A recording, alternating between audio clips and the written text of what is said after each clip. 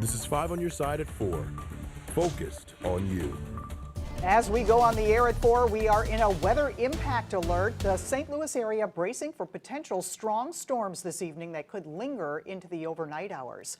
Thanks for being here. I'm Kay Quinn. And I'm Brent Solomon. Tonight's storms could bring damaging winds, hail, and even an isolated tornado. Weather Impact Chief Meteorologist Scott Cano is tracking those storms for us. Hey there, Scott. Hi there, Brent. Right now, most of us are fairly quiet around the metro St. Louis area, but areas south of St. Louis have already seen a few thunderstorms trying to bubble up. They haven't become severe, but it's on the table as we head into this evening south of St. Louis. From now until about 8 o'clock, there's a threat for some stronger storms, again, south of the metro area. And then from 10 p.m. until about 4 a.m., for the rest of us, gusty winds, maybe some hail, perhaps an isolated tornado. Make sure you have those phones charged up and your devices ready to go with the notifications on. You see at Worldwide Technology Raceway right now, you have a mostly sunny sky, and that's been the case around St. Louis in the wake of this morning's showers and thunderstorms that have rolled on through. But that put down a boundary to our south, and it's along that boundary where we've had a bit more heating that we're seeing some of these thunderstorms bubble up. This storm actually looked like it was producing a little hail as it was rolling through the Lithium area. It'll pass right close to downtown Chester and then on to the south. It's pretty much just north of Perryville, but that's about it other than another stray storm popping up there just to the North Dakota way. Now we turn our attention back to the northwest. In northwest Missouri, we're starting to see the hint of some showers and storms there.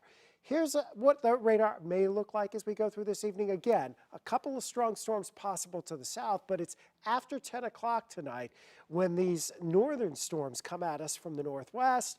They'll be settling across the area with some gusty winds, perhaps seeing some downpours with that. Most of that is clearing our area by 4 o'clock tomorrow morning.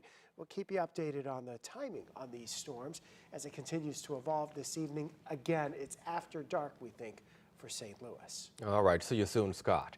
Get the weather impact forecast right to your phone. Just text the word weather to 314-425-5355. Well, tonight people are expected to pack the Arnold City Council meeting.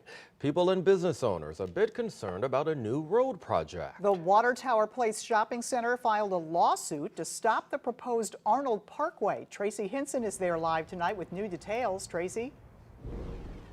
Kay and Brent, I am sitting on the front patio of Sugar Fire here, and Puna Cafe is behind me, as well as a few other businesses that would all be in the path of this possible road that Arnold wants to build, connecting Richardson Road to 141. Now, the $75 million project would blow out this strip mall, home to Sugar Fire, Las Fuentes, Studio C Dance, Trek, and GameStop.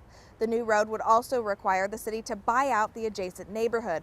Close by, Bandana's Barbecue is not safe either. The restaurant was also given notice by the city. Bandana's CEO Rick White told us they are looking for another location for their legacy restaurant. Owners of Water Tower Place, where the other restaurants are taking a different approach with a lawsuit. These are public representatives, public elected officials and public representatives who are doing this to good paying corporate citizens paying taxes and residential citizens who are paying taxes too. And by their own admission, they've been doing this in secret and they are sharing very few details. So we're going to fight it and we're going to be very aggressive in doing so. The City Council meeting is tonight at 7. Now, coming up at 6 o'clock, you'll hear from a resident who plans to be at that City Council meeting to share his thoughts on the project. In Arnold, I'm Tracy Hinson, 5 on your side. All right, thank you, Tracy. Tonight, the Francis Howell School District is expected to vote on a new restroom policy. If passed, it would require students to use the restroom or locker room that matches their gender on their birth certificate. District officials say the proposal provides enhanced safety and privacy. Some parents are concerned for their children who identify as trans or non-binary. Tonight's meeting starts at 6:30 at the Francis Howell Administration Building in O'Fallon. Just hours ago, a Missouri woman pleaded guilty for harassing a South St. Louis family. Judy Klein is sentenced to 5 years probation for the harassment that happened back in 2022. She admitted in court she broke into the Hispanic family's home armed with a hammer. She was caught on doorbell video shouting racial insults at the family. Klein apologized and said she is getting help for mental illness.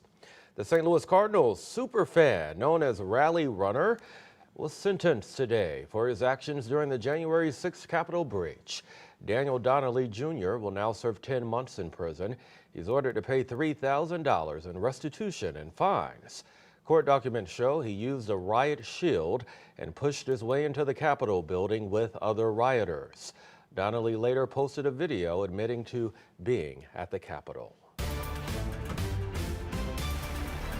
Now to the race for the White House. One day after new numbers show inflation is easing, President Biden and Vice President Harris are touting the administration's efforts to lower drug prices for seniors. Meanwhile, Republican nominee Donald Trump gets back out on the campaign trail. NBC's Chris Pallone reports from Washington. President Biden and Vice President Harris in Maryland announcing a landmark agreement to lower prices for seniors on 10 popular prescription drugs. But this time, we finally beat Big Pharma. It saves the taxpayers billions of dollars. It's the first time the pair has shared a public stage since the president gave up his re-election bid. There's a lot of love in this room for our president. And comes as the administration celebrates inflation being at its lowest level since the pandemic. Democrats are riding a wave of momentum in the polls with the vice president at the top of the ticket. Former President Donald Trump trying to reclaim the spotlight, holding back-to-back events for the first time in 2 weeks. Is anything less expensive under Kamala Harris and Crooked Joe?